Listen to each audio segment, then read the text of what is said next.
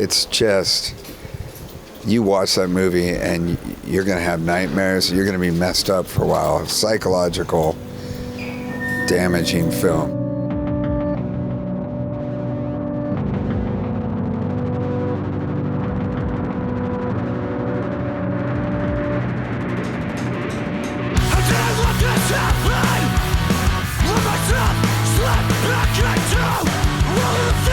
Hi, my name's Joey Cape.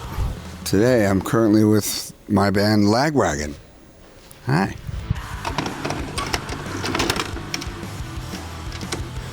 Oh, this is like, movies, it might be the hardest category to pick a top three, but I think the good thing about top three, lists or even top five lists is all you have to do is pick three movies or three whatever that you love.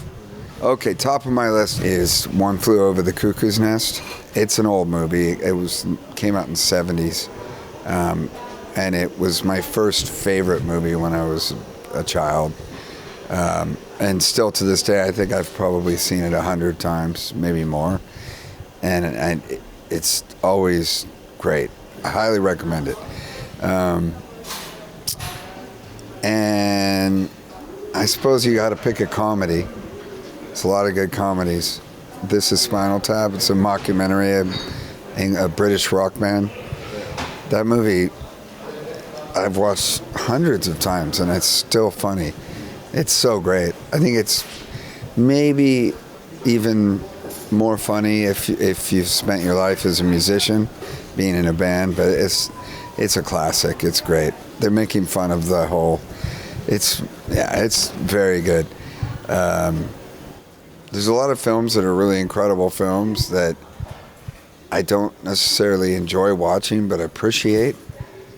That's a weird thing to say, but there's a movie, Darren Aronofsky is a director that I really like, and he often uses the guy who does the scores for his films usually is this guy, Clint Mansell, and both of them are two of my favorite people, in that area. The movie that I saw first that they did together is called Requiem for a Dream. I think that might be just about the most brutal film ever made. It's just, you watch that movie and you're going to have nightmares. You're going to be messed up for a while. Psychological, damaging film, but it's incredible. It's really, really great. It starts off very slow, and the music relates that, and then it just throughout the whole film it gets faster and faster, and then at the end, the cuts and the editing are so fast, and it gives you a panic attack. I saw it as I was hungover with a girlfriend of mine, and it was a Sunday, and we're like, what do we do today? Let's go see a movie. I heard this Requiem for a Dream is a good movie. Let's go see it. So we go see the movie, and by the end of the movie, we're holding hands, clenching hands, and we had to go right across the street to a bar to have a drink afterwards because both of us were having an attack, like anxiety. Yeah, that's a good one.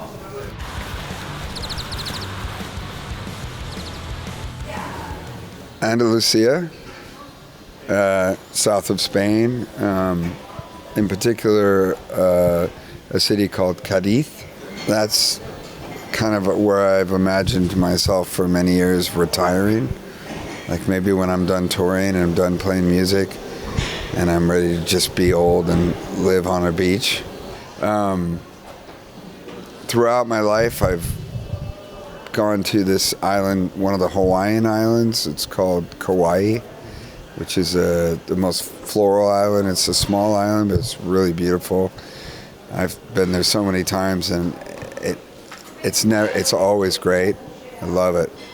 And then I guess the third place would be Lake Lugano in South Switzerland. It's on the border of northern Italy and southern Switzerland, and it's just, I think it's one of the prettiest places in the world. I like water.